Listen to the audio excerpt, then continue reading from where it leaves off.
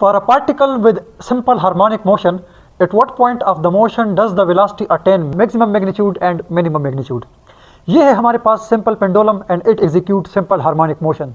Question ये पूछा गया है कि इन मोशन के दौरान किस पॉइंट पर वेलोसिटी मैक्सिमम होती है और मिनिमम होती है।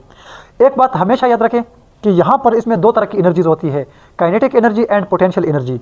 लेकिन जिस पॉइंट पर भी आप देखें कि काइनेटिक एनर्जी और पोटेंशियल एनर्जी का सम यानी टोटल एनर्जी हमेशा हमेशा कांस्टेंट होनी चाहिए। मैं यहाँ पर लिखता हूँ कि total energy is equal to kinetic energy plus potential energy. ये सम हमेशा हमेशा कांस्टेंट होना चाहिए। अब जब ये एग्जीक्यूट करता है सिंपल हार्मोनिक मोशन, तो याद रखना कि इस मीन पोजीशन पर यानी जब आपका x इक्वल टू 0 था, ठीक है, तो यहाँ पर इसकी वेलोसिटी मैक्सिमम होती है। और जब मीन पोजीशन के अंदर या मीन पोजीशन के ऊपर जब मीन पोजीशन पर वेलोसिटी मैक्सिमम होती है तो हम कहेंगे कि यहाँ पर काइनेटिक एनर्जी भी मैक्सिमम होती है। काइनेटिक एनर्जी क्या होती है? मैक्सिमम होती है। और इस दौरान पोटेंशियल एनर्जी 0 होती है।